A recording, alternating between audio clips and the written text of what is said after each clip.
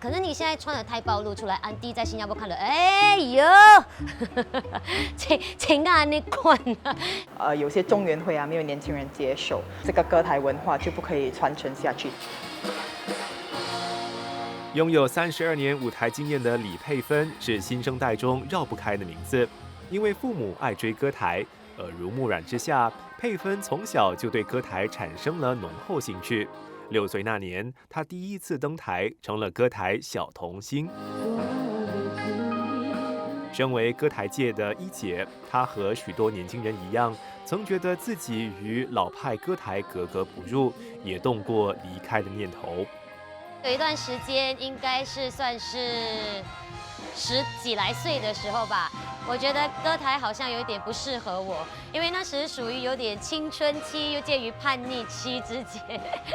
因为唱的都是老歌，我想要去一些比较 happening 的地方唱歌，像可能是 pub 驻唱啊，也可以唱比较年轻人、年轻化的一些地方跟演出的场所这样子。那马上给大家介绍第2位要出场的艺人喽。但是之后，因为我接触了司仪主持这一块，所以一直就做到了现在。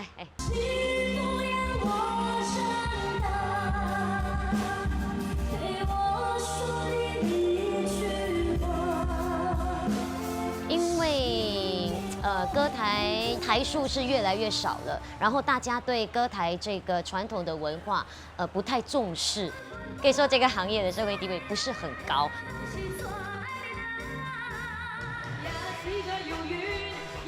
我们以前歌台，以前我们叫 Wonderland 哈，延伸出来的，大家就会喝酒啊呀，然后就会因为酒精一下肚，可能有时候就会有打架的事件。再来可能就是穿着咯，你现在还在以为歌台的人穿得很性感的话，那这证明你真的很久没有来看过歌台了。真正新加坡的歌手是没有走性感这一块的，我们可能就是没有这样的一个习惯跟风俗。那如果你说海外的话，因为他们的习惯就是这样，他们的风俗可能就是这样。你的竞争对手露到这样的，你不露的话，你会觉得有那个压力。可能你现在穿的太暴露出来，安迪在新加坡看了，哎呦，请看你滚啊！本地歌台的历史可以追溯到1942年日军占领时期，至今已有83年。从殖民时代起，新加坡社会就非常重视农历7月。到了60、70年代，歌台逐渐与中元节结合，民间开始筹办歌台酬神、宴请好兄弟。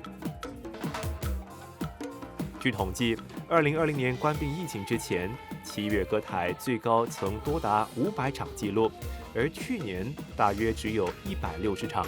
今年台数预料会再缩水。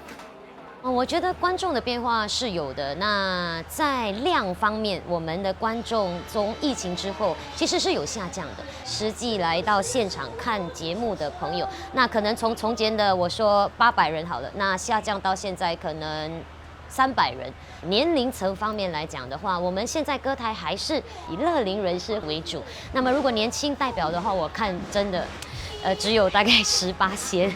那他们来歌台不一定会一直坐在同样的位置3个小时，他们比较倾向于跟我们拍照，比较倾向于做直播，比较倾向于帮我们录影，放到他们自己的个别的社交平台。因为我们是少数在新加坡是不用付入门票，无论男女老少，谁都可以来观看我们的一个呢，算是户外的演唱会式的一个表演形式，然后也是有非常浓厚的本地的一种文化色彩。歌台承载着独特的文化记忆与社区情感，也需要心血来延续传承。今年26岁的陈诗雅，3年前接手了父亲一手创办超过40年历史的旅者歌台。白天他是朝9晚5的上班族，傍晚他化身为歌台总监。农历7月是他1年中最忙碌的时刻。如果收到一个确定的日期之后，就要安排歌星、特别来宾，我们也是会尽量去安排。然后我们也会要安排乐队啊、司仪啊，那些灯光音响需要 LED 吗？这样。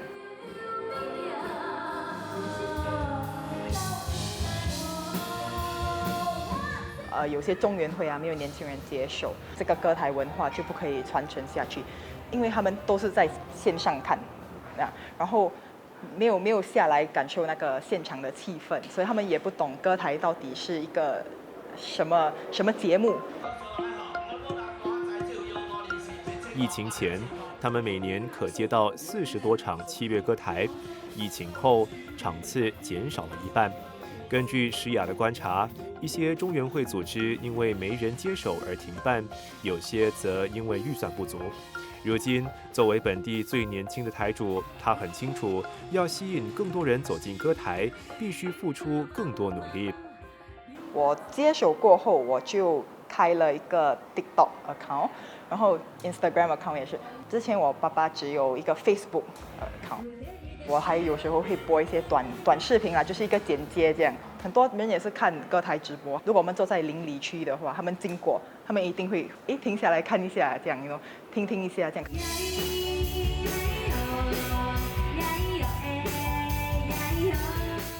知道那个很流行的可可托海的牧羊人，老一辈的人，很喜欢，他们很喜欢这首歌，他们现在是必点，对，然后就我们不一样，浪子回头这些歌都是年轻人会可能这首歌我熟，我就停下来听。可是过了这首如果我听不懂，我就回家了。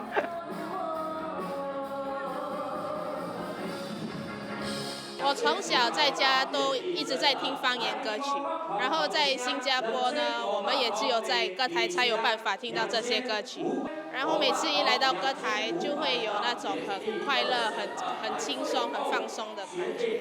就好像如果工作了一整天，如果那天晚上如果有歌台的话，会让我有一种推动力，来放了工，其实还有 something to look forward to， 就还有歌台可以去看。带来的呢就是我的这首巧合 ，OK， 然后接下来我当然鼓励，如果说年轻人还要接手的话。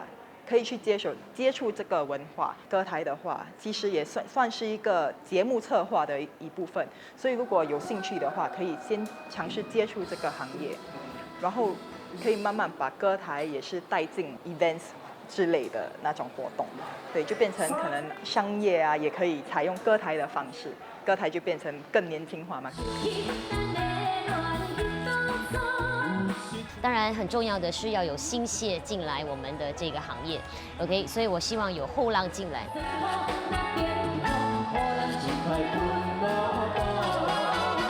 我们新加坡最年轻的歌手，我看差不多可能是保利刚毕业吧。然后以前也很流行学歌，现在比较少，爸妈会带小孩去学歌，可能也学的不是我们唱的这样的老歌，而且这个资源，这个老师也很难找啊。可能以后我要开班啊，哈，教一些小朋友，歌台就有新希望了。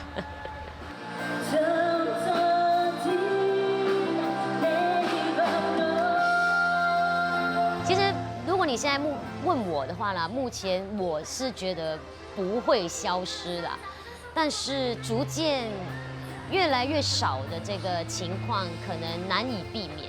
那不可能会消失，是因为歌台跟宗教的一些活动是有很大的一个关系的。所以如果是有庆典啊，宗教的一些庆典啊、拜拜啊，特别是道教的一些文化，我觉得应该都会要歌舞升平。